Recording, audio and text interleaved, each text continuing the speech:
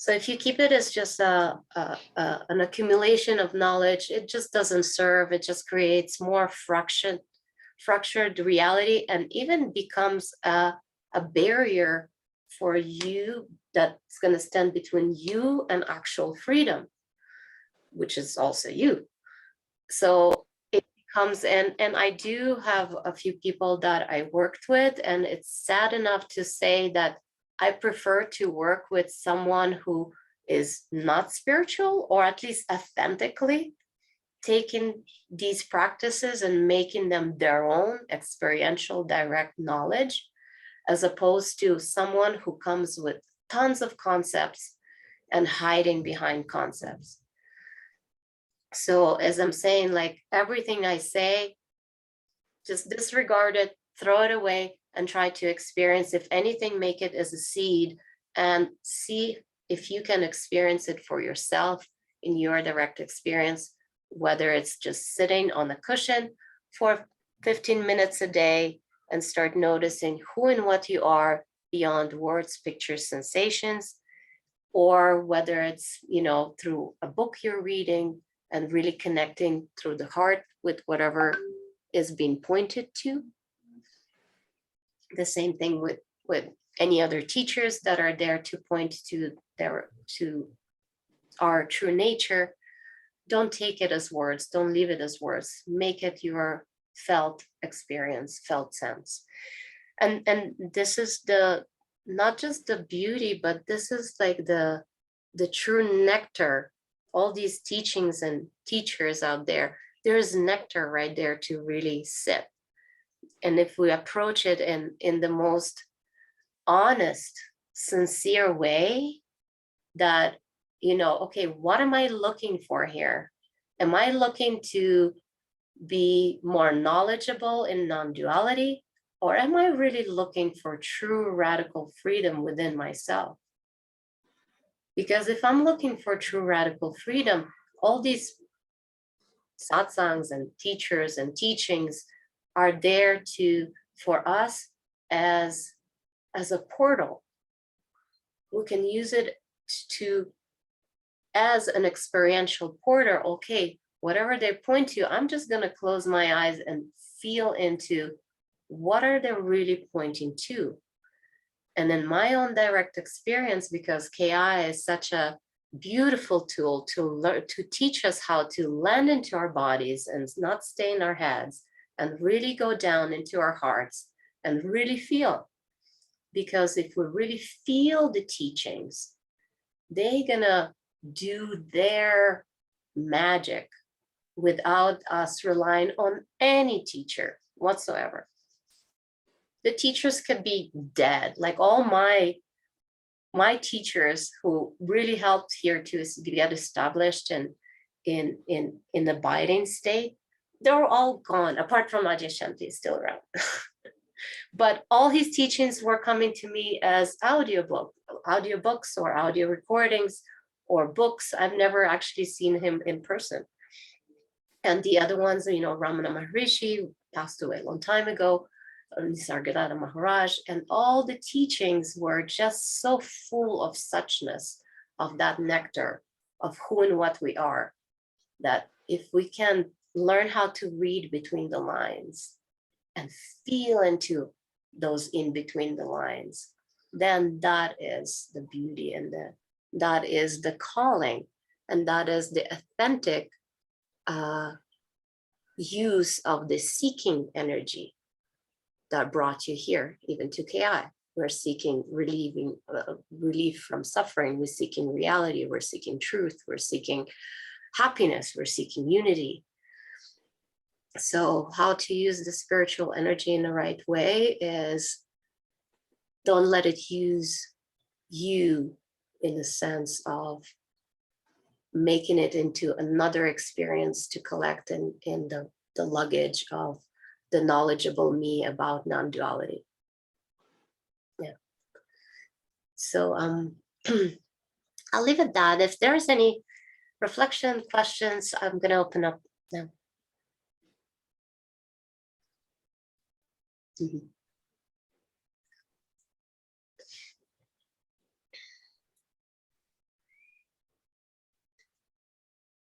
Well, and hi to the new people that showed up, Nick and Darlene. Nice to see. Okay. I mean, if it's quiet, I can share something. It's quite bold, and I don't know. Today was the day to remember about it, and because anyway, let me share some screen with you.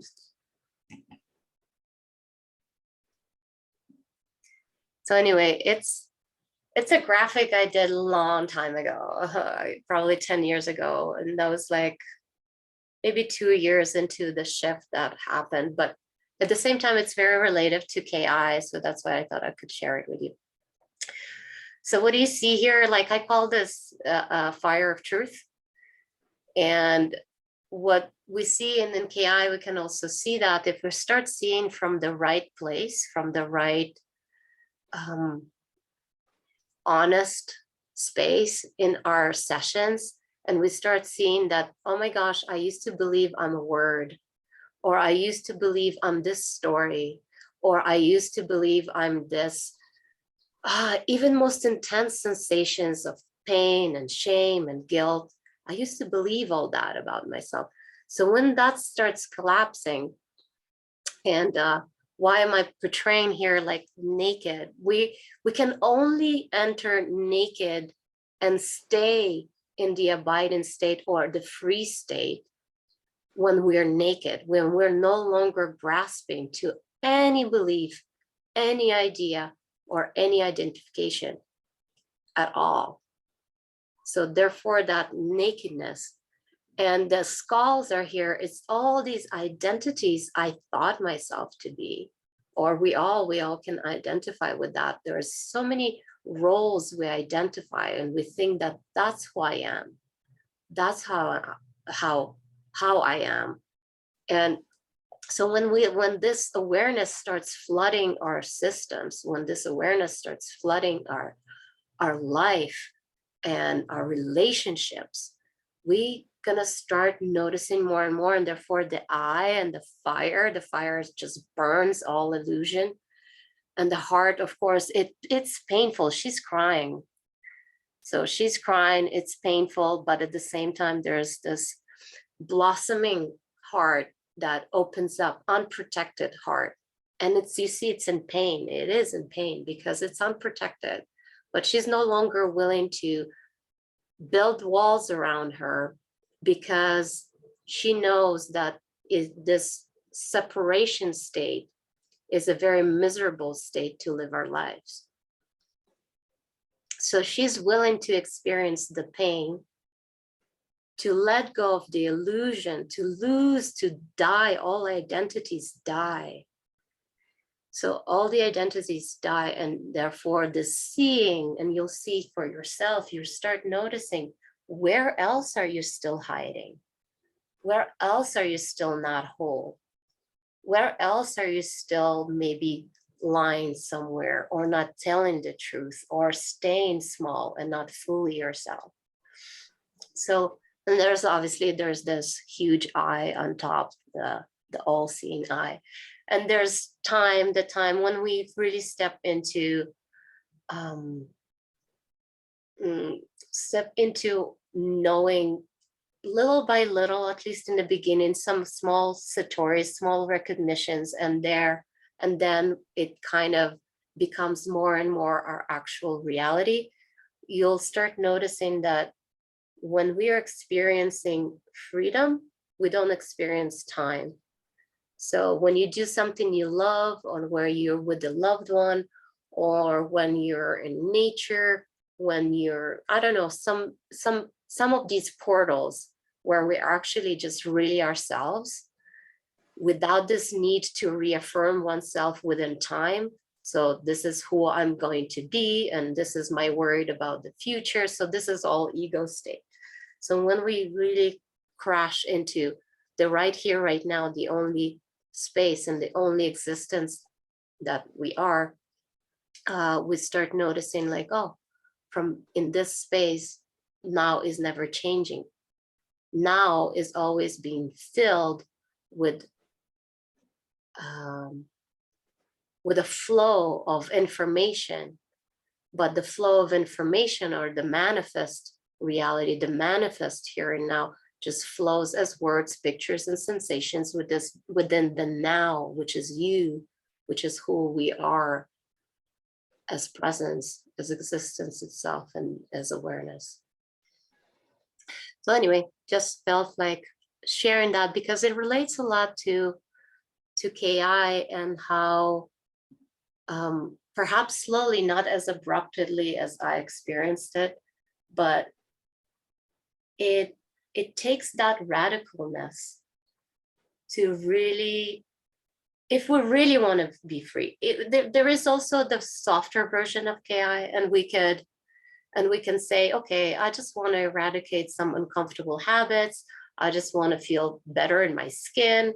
I just want to have better relationships. And that's all great. That's all beautiful. But the invitation from Dan, with the new model of recovery, and anyone who already tapped into the desire and the thirst for radical freedom and knowing our true nature, will not stop there.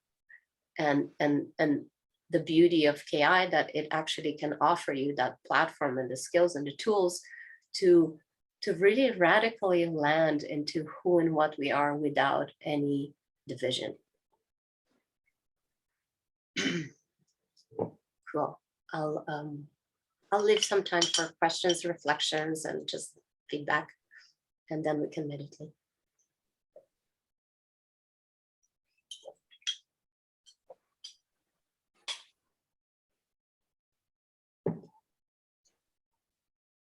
Don't be shy.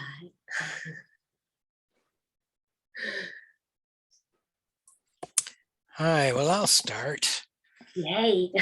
I really resonate with the idea of accumulating knowledge, spiritual knowledge, whatever. And I've been meditating off and on since I was 16. And it's really kind of, well,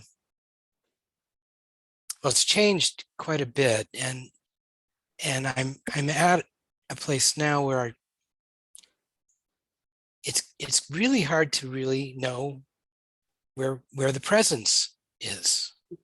To just, I mean, I know I talked to you about a while back about, I'm not so concerned about who I am, but and that's okay.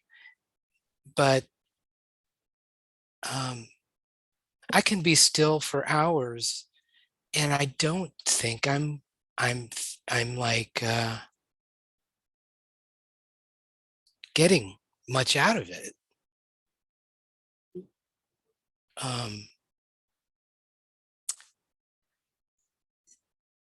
I just sort of lost in it, and that's okay too.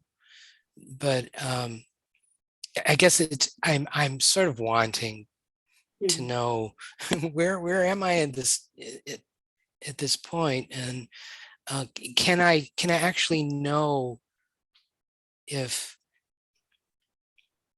it feels like the words progress, does you know what I'm trying to say. Yeah, for sure. Well, yeah, thank you for sharing the question. And I can only talk from my own direct experience, and in my case, and my recommendation to you or to anyone would be is to, again, coming back to the radical honesty with oneself and with our experience. So if that doesn't serve you anymore, if you need to start either asking life itself, just the universe, the reality, the truth, the God, whatever it is you're relating to, in that regard. If anything, maybe it's just pure meditation and there's no relationship with that power. Maybe it's just, because that's the right way to do, that's the technique, that's what brings more freedom, more peace of mind. Great. But inquiry is also this kind of a welcoming and showing us that if we actually have the right question, we're going to get the right answer. And there's no right or wrong answer, I'm sorry, but there is a direction.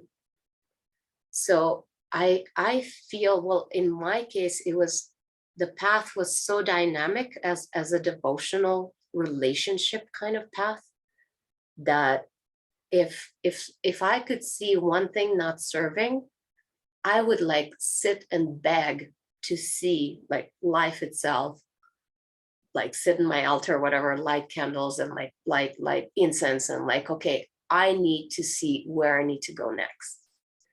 What is, like, for my own inner evolution, what is the next right step? And it would show me either a new book will come, either a retreat I would go to, either a new way of, I used to meditate with a mantra. So either a new way of really being much more observant of what really needs to happen when I am sitting down to meditate. Maybe I was paying attention somewhere else. Maybe I was trying to get quiet, or maybe I was trying to pay more attention on sound. But it's like, it's such subtleties where we come already to become much more quieter inside. Things will come, and cues and how would I say, those answers will come in either in very obvious, because it's just external things like a teaching, a method, a KI, invitation to start inquiring. But inquiry is and living with a spiritual question is very, very powerful. It is very, very powerful, to a point where I think we're going to be just fooling ourselves if we would continue doing the same thing over and over, and know how it did help us, but right now it doesn't do anything.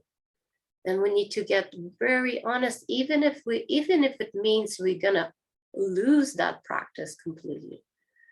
In this case, even if it meant like everything had to be lost, all my devotion, my kirtans, my mantras, my everything, it was in one moment, it was shown like, poof, you don't need this anymore. And it was like my crutch, because that's the only thing familiar that got me into quiet moments.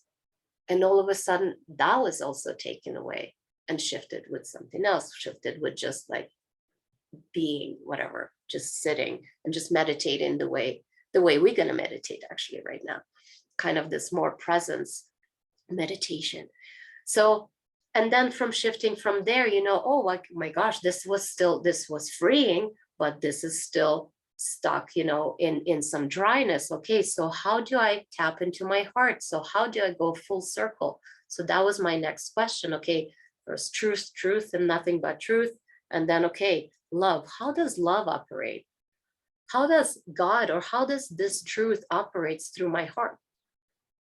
So this was my next question that brought me eventually to KI. And KI eventually brought me, okay, how does this truth manifest in the world? How does this expresses itself? What is this? Not this, what is my purpose? That was the wrong question. What does this reality wants to be this as this Alina? And this was the question that brought and cleared stuff with KI. And this is what is happening. Not because I want this to happen, but because it's just happening. It just came to be this way. So that's why I'm saying this one spiritual question can always bring you to the next right thing to do, to read, to be, to meditate, to do a retreat, to do, and it's amazing how sometimes, for me, this question, how does love operate, eventually brought me to a retreat, actually in physical form, to meet Adyashanti for the first time in Ithaca, New York. It was close enough to Montreal to drive, whatever, 5 hours. But it was interesting how being with him there, that didn't answer my question, but riding there and listening to a certain audio and getting into a hell of a storm. I thought I'm going to die. There was such a huge hurricane. In the moment I was on the highway with a rental car. And in that moment, whatever I lived in that moment, that was the answer to my question.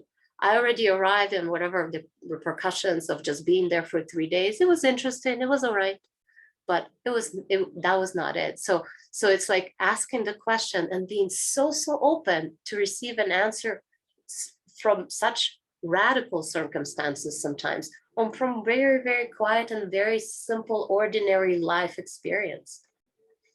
But life is always there to answer. It has no choice. It's the one that asked the question.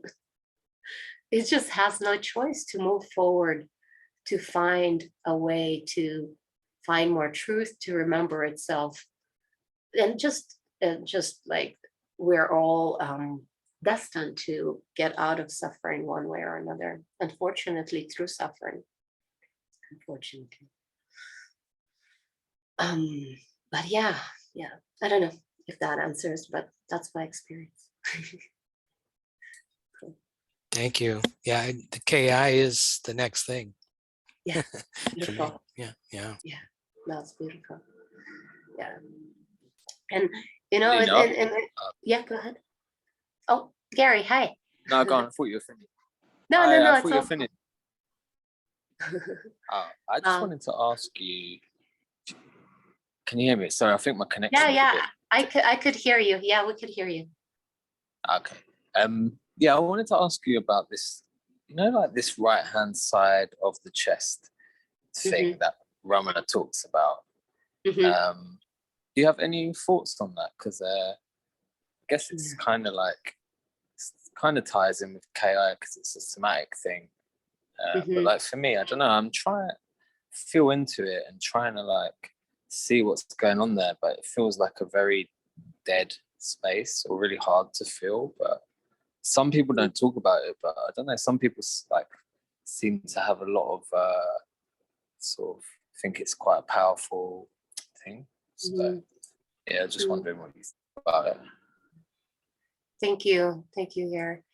That goes to any spiritual teachings. Like for different people, things will appear very, very differently. Some things are for sure. The truth is the truth. There's no doubt about it. But how we're gonna experience it, it's gonna be very different. And that's why I'm saying, like, take the teachings, try it on your own. If it resonates, great. Doesn't resonate, throw it out the window. See what else resonates.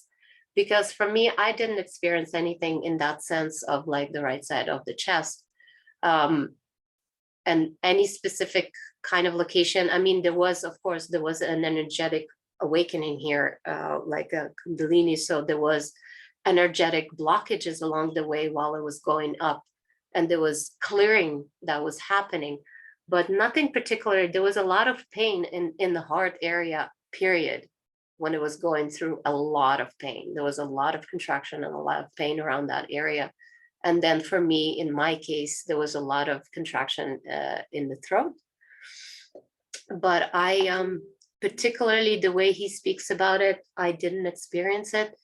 And what the only thing that I can point out here, like, as I'm saying, take the teachings and make it your own. I'm so grateful that I had the trust initially to trust my own intuition with the spiritual journey, because I never relied on someone told me that and therefore it has to be.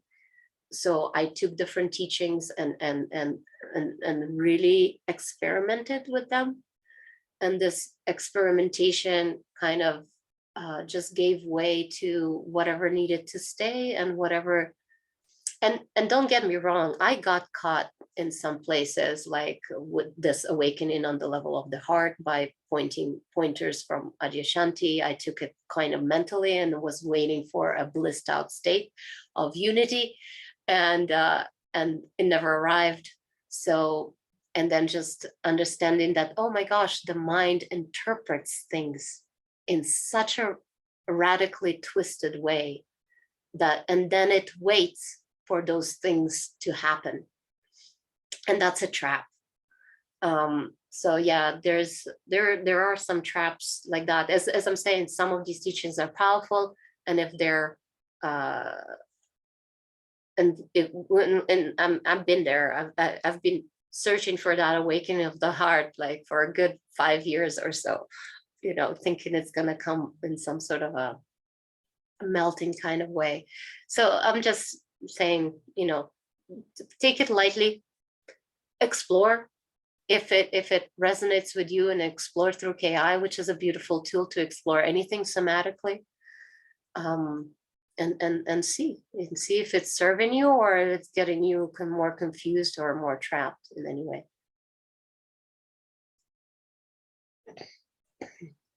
Yeah, cool. Thank you. Welcome.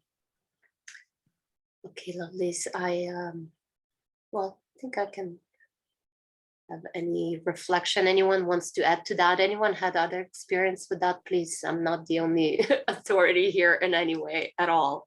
So hi, Lena. Yes. Hi, it was just a comment really. When you showed that image about all the like ego identities falling away and in flames, and I have always really loved these images, but then when it, like the purity and whatever, but I'm finding at the moment, well, for the past few years actually, like this feeling of separation, and in terms of my identity and how I relate to other people in the world, based on my beliefs or whatever, definitely based on outside issues, right? It's like, it brings me so much suffering. But I've noticed, I've only been doing KI for like 2 weeks, by the way, but I've noticed, I'm noticing, oh my God, there's probably some kind of utility there where like there's a payoff, like I'm getting something from it, which, because maybe it keeps me really safe or something, but it's really hard to admit that. It's really hard because I walk around with a lot of suffering, and it doesn't take me that long, like to be in a meeting like this and to just feel connected to other people. I do 12-step as well, so it doesn't take me long to be in a meeting with like-minded people, and it just melts really quickly. But like walking around on the street, it's really, really strong. It's really, really present, the separation. And yeah, so it's just a comment really that I'm finding it quite painful to accept that there's some kind of payoff that I'm getting from it, which is really sick. But yeah, and so yeah, I would love that to burn away, but it's like hanging on for dear life, Yeah, and you're so right, and welcome to KI. You're right in the right Thank place. you. Thank you. It's awesome. Yeah, it's like, it's amazing when we start seeing the utilities right behind some of the, like, from some of the simple or like day-to-day kind of operating identities to some of more subtle and kind of hiding unconscious identities. And it's just an interesting part to see that it's like a lot of them definitely have a payoff, and there's either safety, control, or survival, love, love, approval. Like most of my identities and deficiency stories were operating behind the utility of needing to be loved. Like even still now, it doesn't stop. So, which is beautiful, and I love it for what it is, this inner journey. And just recently, 2 days ago, this weekend, I was like blurring tears and letting go, seeing the unlovable self that was still really, really hiding and playing out as the need to please, to be loved. So it was always looking for, it would do anything to be loved. And then I was just seeing that as the 16-year-old me getting addicted to heroin because of my beloved, at that time, my first boyfriend, went in that direction. So my gosh, I need to be like him, because otherwise I'm gonna be rejected, unloved. And for the first time, that because I didn't receive it from my mom, my parents, well, in the way the child wanted to receive it, right? Of course, my mom loved me, but in her own way, she was just busy. But being busy and absent for a child means I'm unlovable.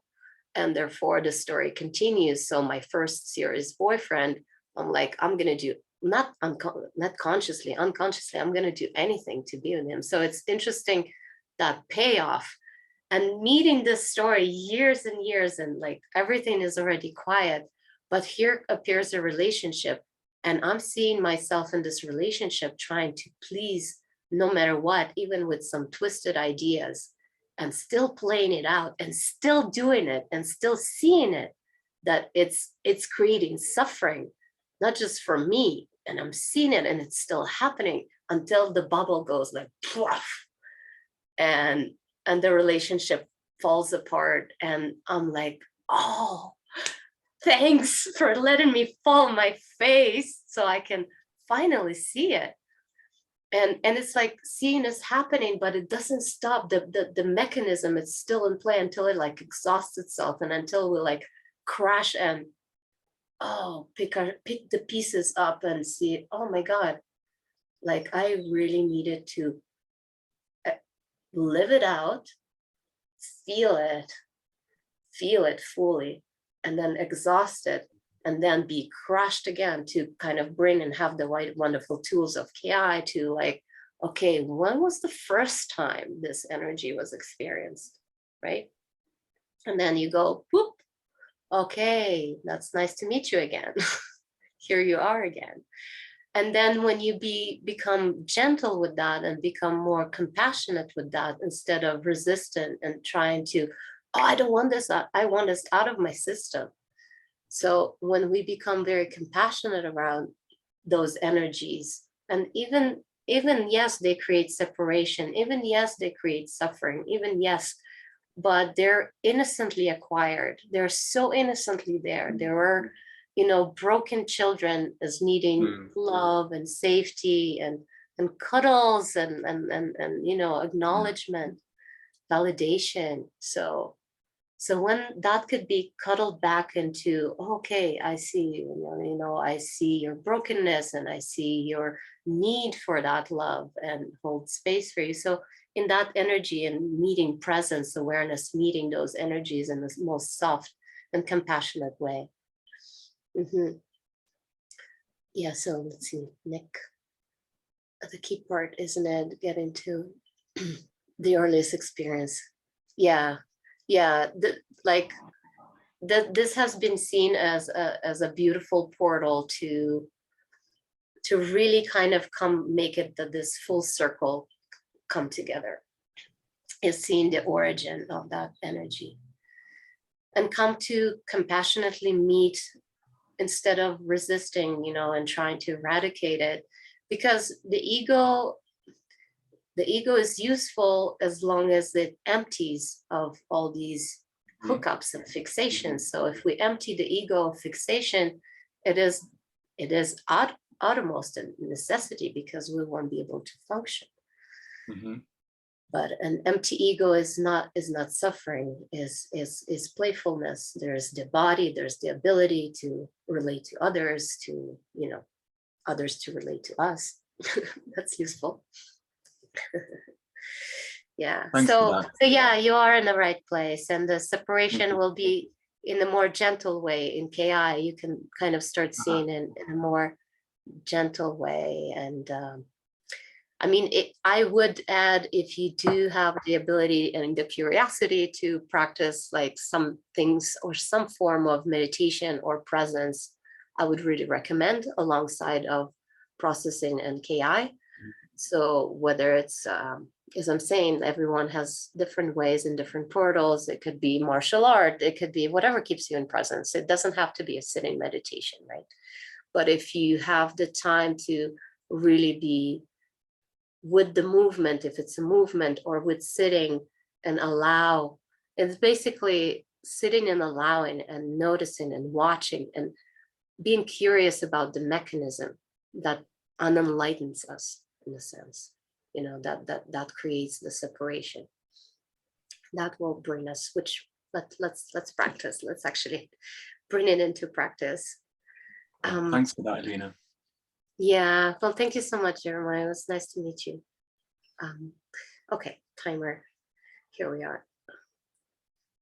So I have some bells, and it's about 20 minutes of guidance, and we'll sit for about 5 minutes quietly. If you need to leave after, at exact 1 hour, I'm going to be still here for another 20 minutes or so, and we can just chat and share after that. Okay.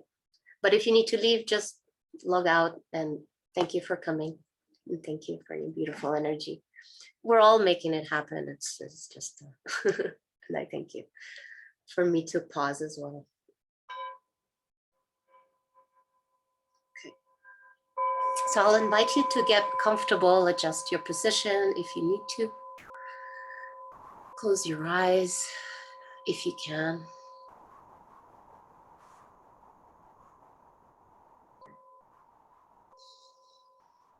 And and just start noticing, just arriving here into this present moment, into the body.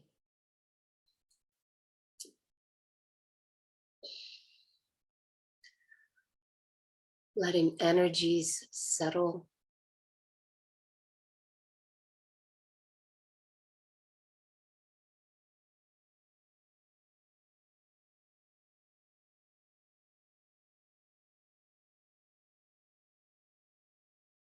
Letting the body fully relax.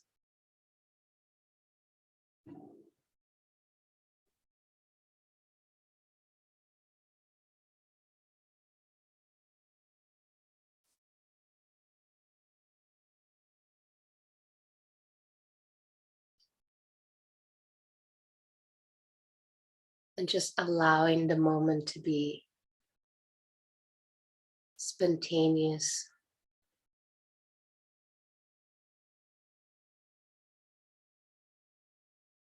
And exactly how it appears right now.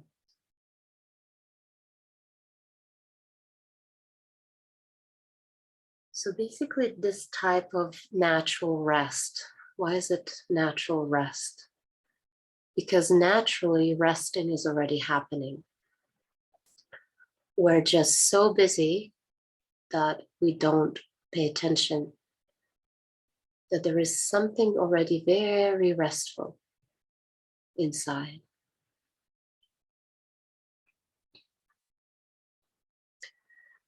So the intention of this is to really find that restful place.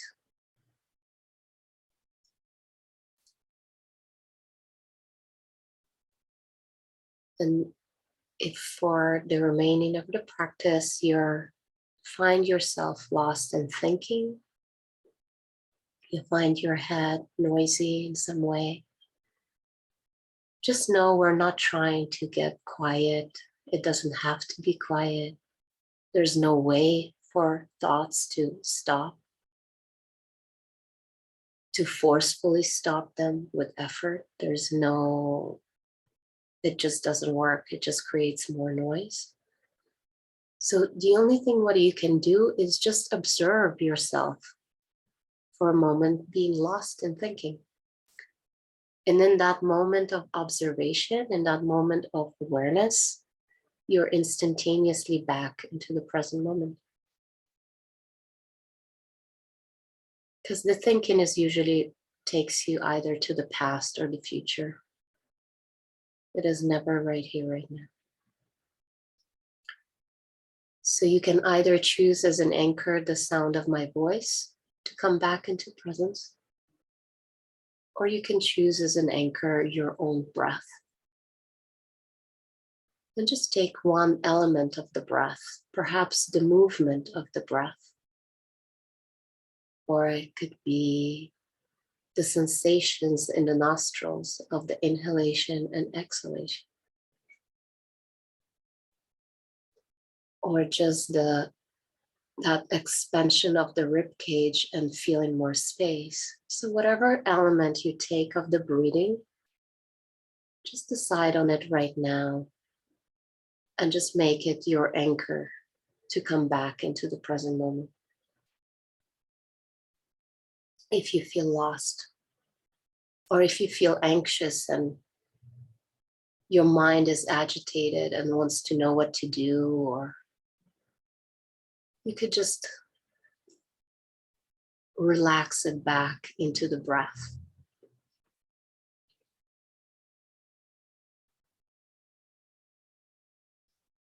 So let's just take a moment of quiet here and take a few deep breaths so you can find your point of anchor.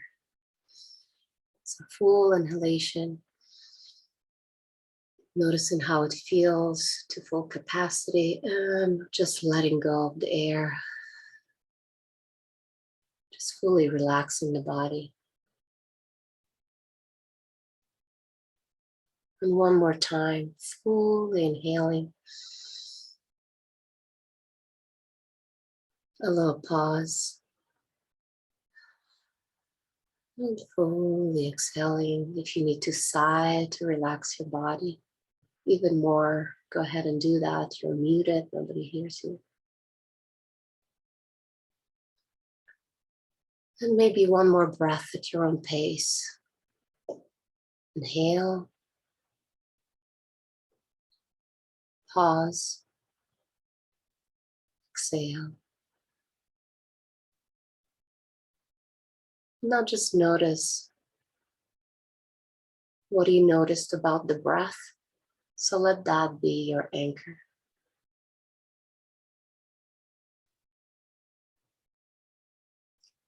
If it feels comfortable to stay there and breathe and observe the breath, you can go ahead and do that as well.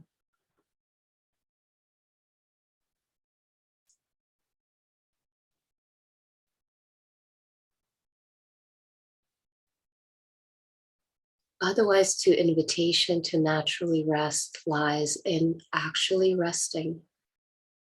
So it's actual invitation for the body to become still, making your body as immobile as a rock right now.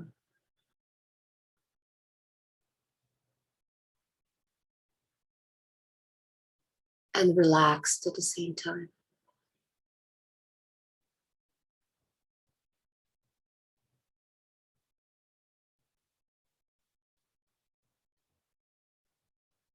The more you relax, the more your mind will follow to relax.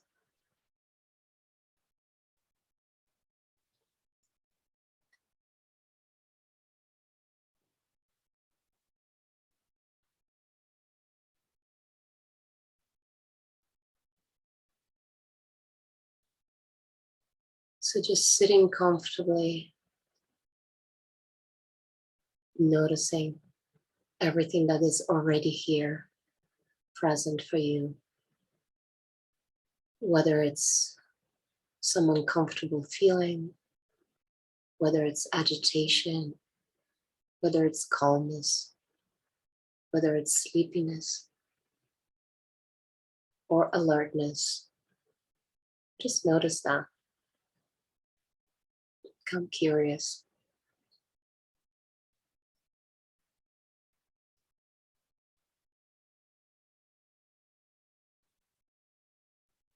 It's like, what happens if I don't change anything, if I don't control anything? What would truly manifest without the need to control? My experience without the need to control the outcome or how I should feel.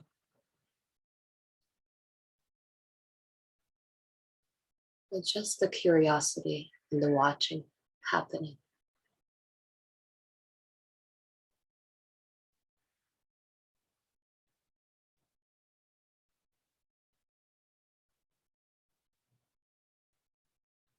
So what you are in this moment, it might seem to be you are this body sitting, meditating, this meditator meditating. But what actually is happening, become curious. What is really happening? Awareness is happening.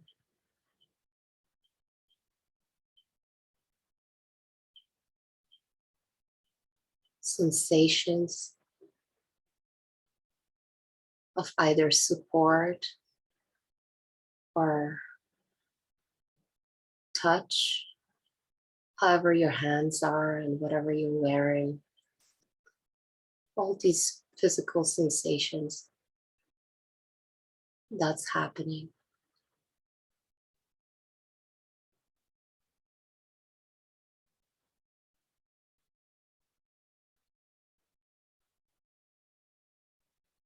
Perhaps even the energy of the meditator, the energy of effort in trying to do this right, follow the instructions right, so that I can get to a quiet place.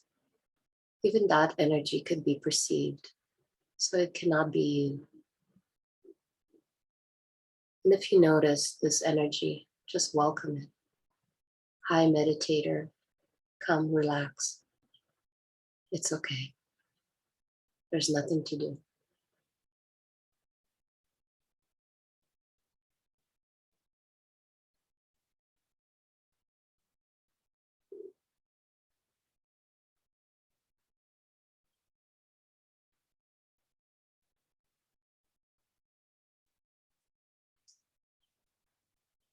And if you become aware of your face, maybe your jaw, maybe your eyes, maybe just that area all together, maybe it needs extra relaxation.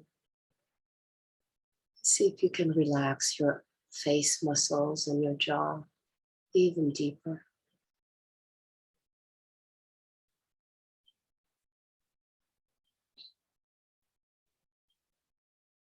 Just becoming aware. What is happening here right now?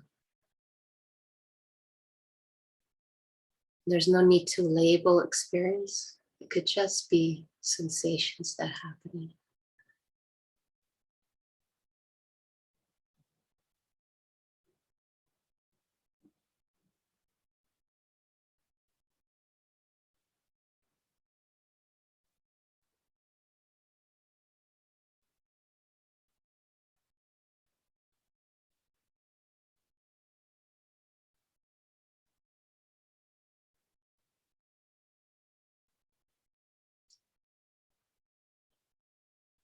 So just allowing awareness to really relax out of manipulation, out of control.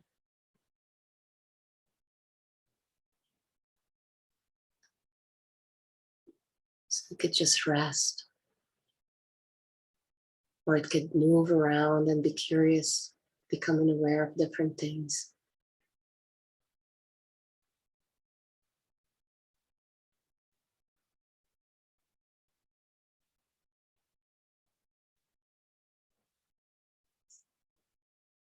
I could either can be aware of one thing some at a time, like the sound of my voice or some sensation,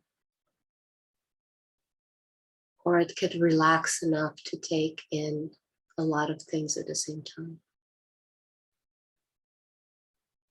like sounds, the space in the room, the felt sense of the skin and the way it interacts with the environment.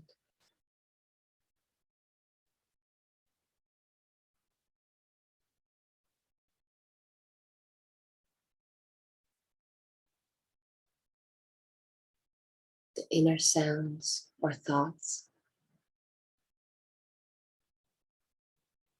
the physical sensations of the body.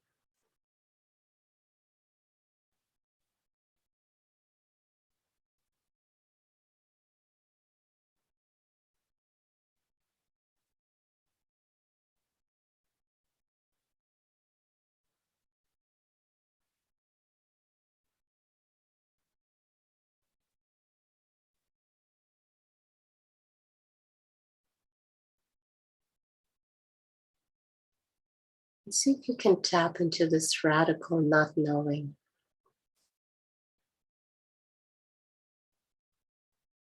Like you're not trying to make things happen. You're just not knowing what's going to happen next. What words will come. What thoughts will come. What sensations will go and what will come. So there's radical not knowingness. It's this openness to whatever comes. Without the need to know.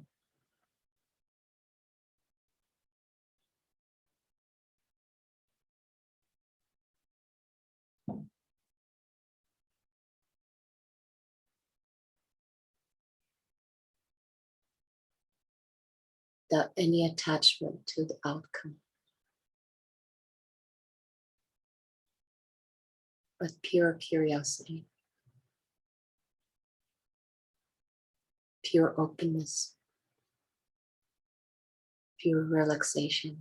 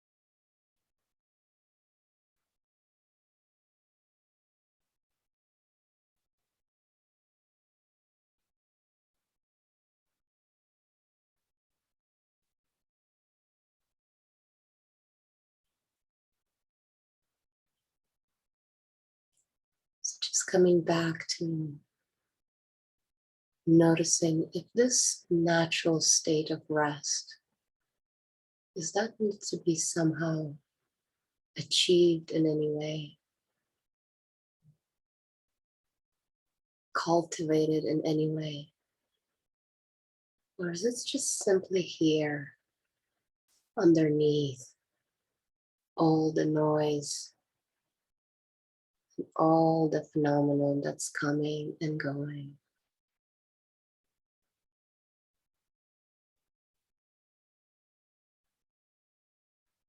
And if we can relax enough, we can notice if we drop there, if our mind relaxes, and we drop into that relaxation of all efforts, relaxation of the need to know, relaxation of the need to be something or someone. There in that space, rest already exists naturally.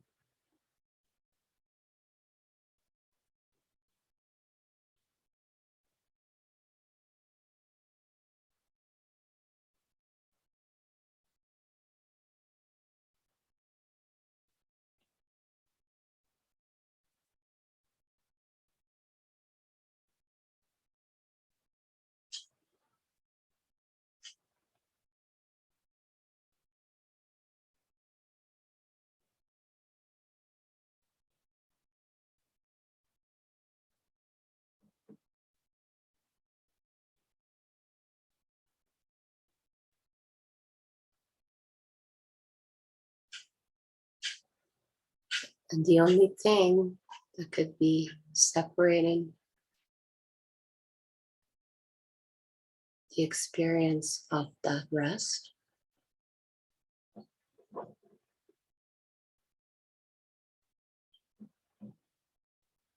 is our curiosity, not about the rest, but our curiosity with the world of words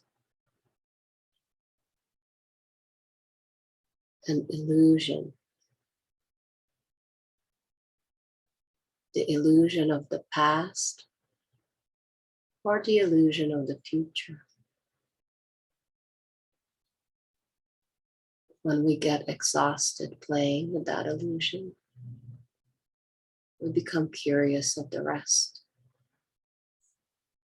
that is naturally available all the time.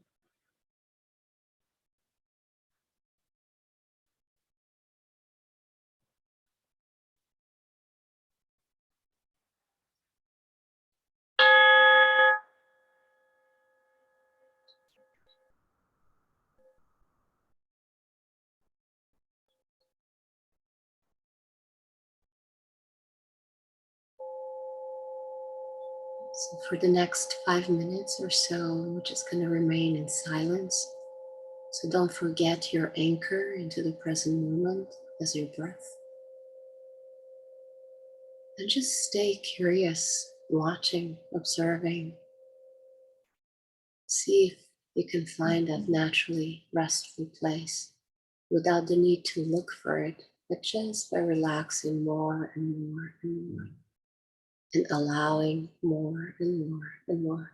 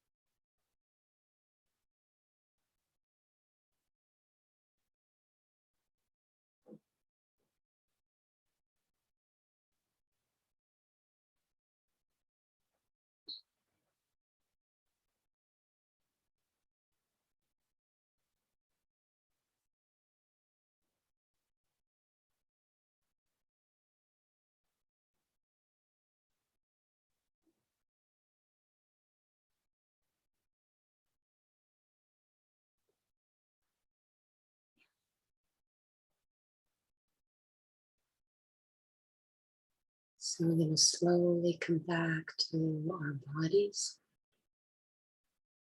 You don't have to open your eyes. You could just take your own time. No rush. If you arrived at a very relaxed or expansive state, just be there. There's no attachment. Just needing already and burning a desire to move and stretch, you can go ahead and do that. But still with your eyes closed, notice if you can just stop for a moment and just connect with, perhaps even with the intention that brought you here today. And just see what it really is. That's what brings you here.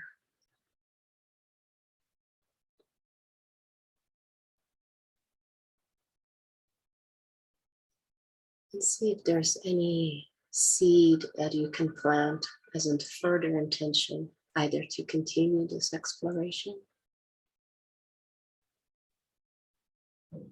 or anything new you want to add. Would be a good time right now. For the real relaxation, the subconscious is very accessible. So planting good seeds of intention is the perfect time.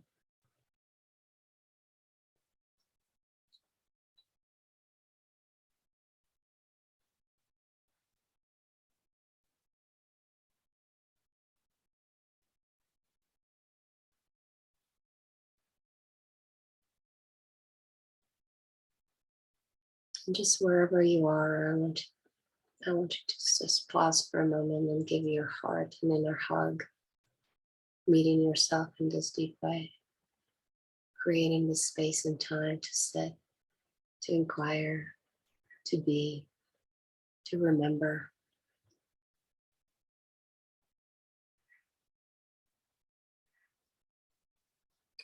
And now at your own pace and your own time, whenever you feel ready, you can slowly open your eyes.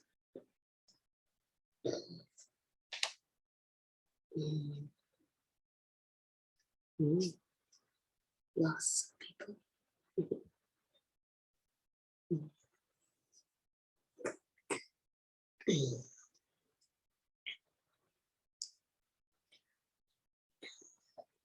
Thank you, Andrew. Andrew appeared from a while ago. See, okay, thank you. Thank you from Carrie. Thank you. Okay. Beautiful. So lots of thank yous from the people that left. Hi, Gary. Thank you too.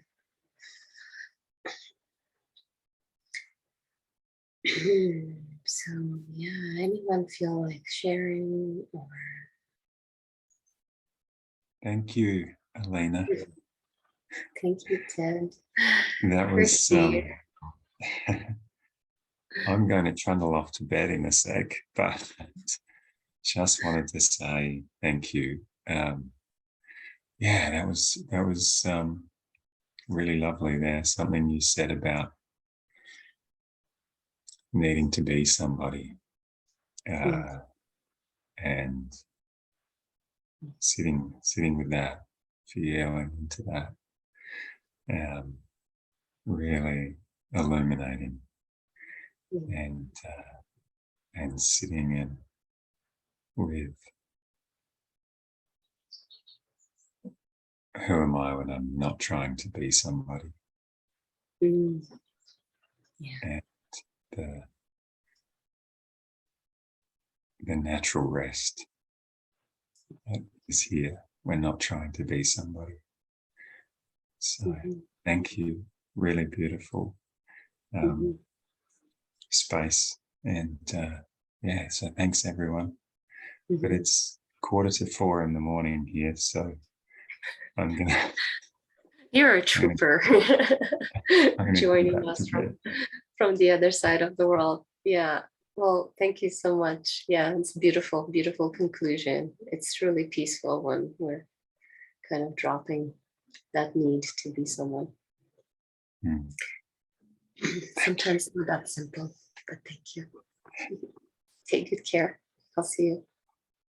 Bye-bye. Yeah, wonderful. Anyone else feel like sharing a little bit? Yeah. It's not often I can feel gratitude for myself, and that self-love thing is very elusive.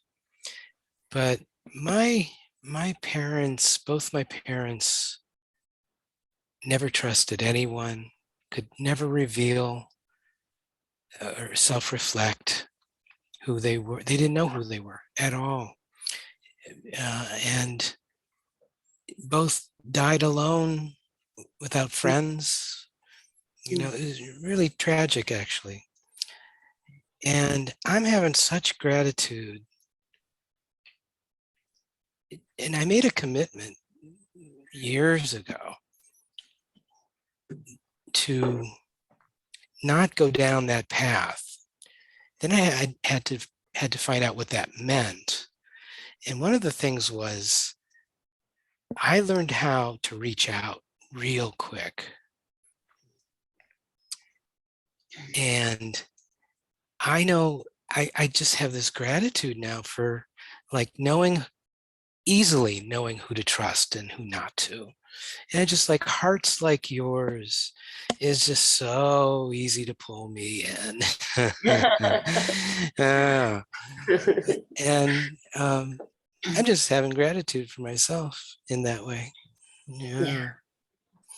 Mhm. Yeah. Beautiful. Thank you, Marks, for sharing.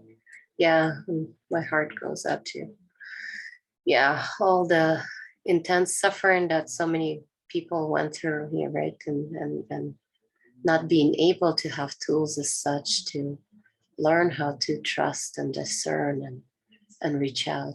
Yeah. But here we are liberating the intergenerational trauma and suffering. Beautiful. Thank you. Hi. How can I pronounce your name? Winnie. Winnie. Winnie. Okay. Yeah. Yeah. Hi. Hi, Winnie. Nice to meet you. Nice to meet you. Let me put it speaker. See, my life, I never really want to go into feeling my body because the sensation special on my chest was so blocked, felt like a lot of pressure over here, and I can't just open it. So my strategy is to ignore the body. Or sometimes we'll say, it's okay, I can't against it because I learned from the book. Yeah, I should welcome, but underneath that welcome, I even felt I'm fake over there. So I really don't like it. Yeah. So so right now it's like being one way. I start to really, really feel my body.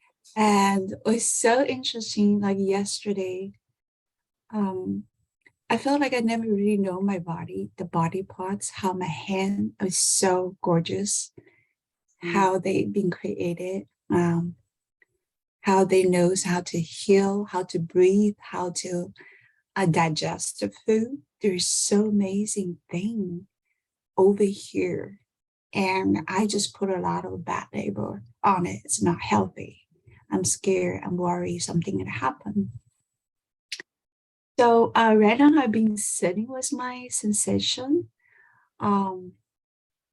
pretty relaxed, because I found a way to relax my mind because I know this identification. I'm trying to fix myself. I'm trying to do this. This is the energy. I kind of sense this energy, try to do something about it. So I relax that energy so I can be more aware what happened in my body. So my question over here, when I feeling my body, I always have a thought come out. I want to fix it, or what is causing that? Say when I'm doing the meditation, that I can't really fully feel. I always have the urge, wanted to know what is the problem, what caused that. So is that process maybe during the meditation I should just feeling instead of try to figure out what's going on? Uh, excuse me, my speaker had died. Just give me a moment. I'll just shift to another speaker so I can hear you. So I can hear you. Okay. Yes. Can you say something? I say you're really beautiful. You're so beautiful. Thank you. Thank you so much. Yeah. What happens, and I mean, people that know me, I kind of repeat it. I repeat myself, but it really is the way of inclusion. So whenever, so you say you're sitting there and there is a thought arising, and you're able already to relax those energies that need to do or figure it out. So it's kind of, and there's a beautiful poem by Rumi, it's called The Guest House. So go after this, go and read it. And it's a way of whatever appears, whatever comes in the field, the vastness that we are, the allowing space that we are, this beingness. So whatever comes is like, oh, okay, here's another thought. It might look different than the previous, and the energy might feel different than the previous, but it's just the same. It's just this phenomena that comes and goes. So you just come. It's okay for you to be. Nothing to figure out. I don't need to answer it right now. You can even say, thank you. Thank you that you're here. I used to, for a while, when things were really, really shifting, and like even the thoughts were becoming like very, very quiet and too like very still. Whenever the mind will come in with just like some sort of like needing to figure out, I used to live in Montreal, so I would just, I used to speak French to it. So I would just say, merci, like, no, thank you. Like I see the intention of it. I see the rabbit hole where I can go with it. Yeah. Right.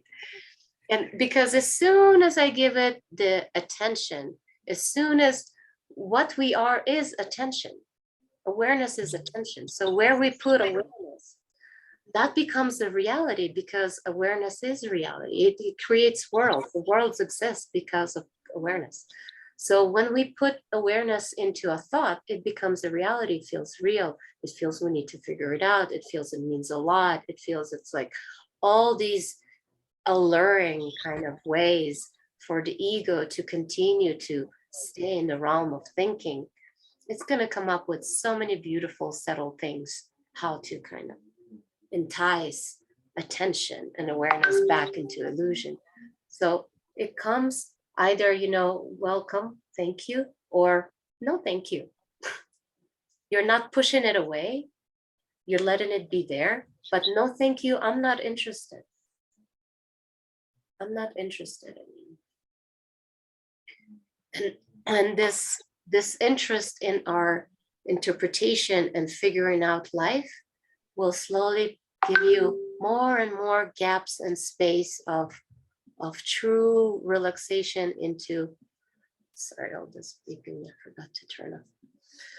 So yeah, so all will allow you to see like, oh, there's so much vastness, but no matter what comes, it can no longer pull me in. And this no longer pulling you in will stop creating the division and the sense of separation. Each time we get pulled in and allured, that's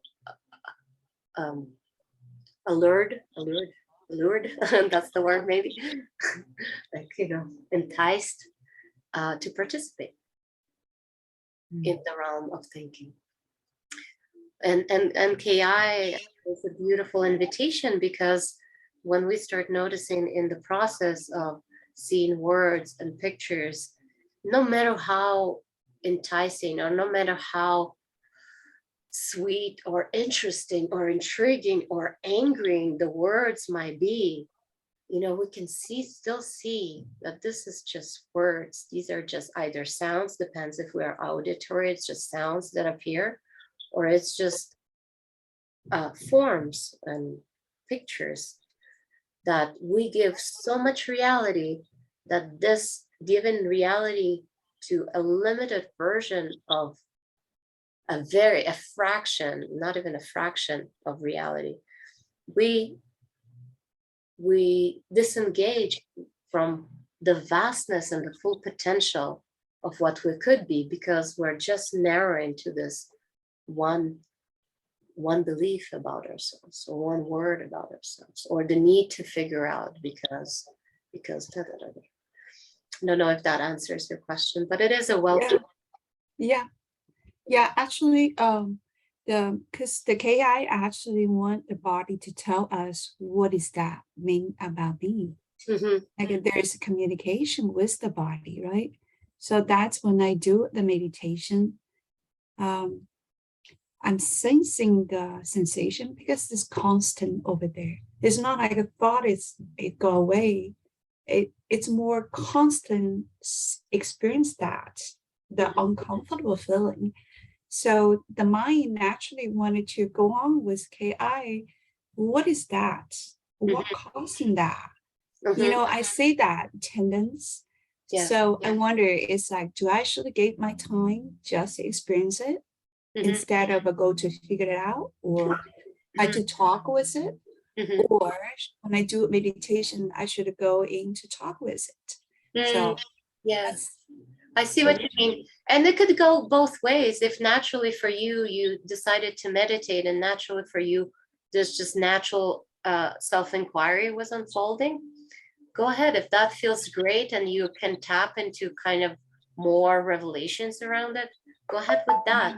But if you decided, okay, my intention sitting here is not the processing part, but is actually feeling who and what I am, then you can just for that moment say, no, thank you. I'll come back to you, you know, in 20 minutes. And well, I really like your answer, the natural flow, because I can see reflect me, my mind try to figure out what is the best way. But you just told me that it's so natural. It's natural. Whatever the way is fine. Oh, sure. Oh my gosh. Trust your intuition, and that's gonna really, really bring you like face to face with freedom. Like, hey, come here. Yeah, I love it. I love it. I love your answer. It's really helped. Somehow, really helped. Natural flow. Got it. Thank you so much. Really nice to meet you. Really nice to meet you too, Winnie. Yeah. Yeah, Andrew. Yeah, you have your hand. Oh, yeah. Can you hear me? So cute. Can you hear me? Yeah, I can hear you. A little bit muffled, but I can hear you. Okay, so I'm going to ask a question which seems a bit silly now that you've just said that it's just your intuition on these things. So I'm still going to ask it anyway.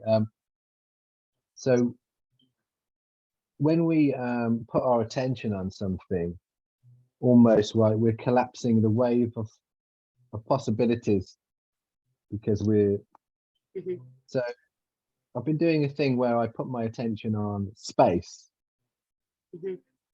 so that, you know, all the possibilities, and it's very relaxing. Just wondering what your opinion was about.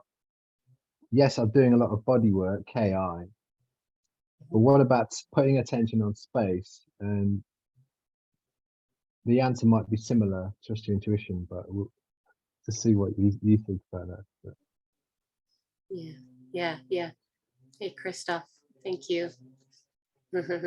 Thanks, Christoph. Take care. I'll see you next time. Yes. So yeah. Una, we're good. A little bit over. Yeah. So yeah, I think it is a wonderful practice. Yeah. And I mean, depends if you are in doing KI on your own, you can really pendulate, right? You can make it a practice of both. And if you're processing and all of a sudden at some point, like you saw through the illusion or whatever, something fell through or the emotion went through, and there's just peace and there's just space, stay there by all means. That's the whole point. Like, stay there and just really tap into, really feel it, like really allow every cell of your being to remember it, because that's going to be definitely a big how do I say, a big bonus for you to go out into the world and maybe met with the same deficiency story that might arise and the same triggering mechanisms, but space is so familiar for you at that time that even during the re-triggering in actual life situations, you're going to find that space very quickly. So whether it's like a combination of both when you're doing inquiry, or whether it's like a completely spontaneous practice outside, I don't know, you're sitting, you're seeing there's a beautiful tantric practice of looking into the sky and just really penetrating the space through and just like knowing no limits and letting that become your reality. Or you can close your eyes and internally just start noticing the space inside, because words come and go, pictures come and go, but where are they appearing? Start noticing the space itself. The same thing you can start noticing in spaces. For me, the like a big aha was, my gosh, I've never noticed space before. After the shift had happened, I'm like, now I realize the Zen kind of tradition and the intention behind that, because space is beautiful. I love spacious places right now because what I see is space. And then, okay, I can start noticing all the content that fills the space. So there's different ways at that, right? It's like, it could be a wonderful portal, definitely, to start noticing space. Thank you so much for the question. Yeah, beautiful. Okay, lovelies. I gotta go. I have a session. Thank you so much. Nice to meet you all, and thank you for the questions and the feedback, everyone. Thank you. Thank you. Take good care, and I'll see some of you next Tuesday. Take care.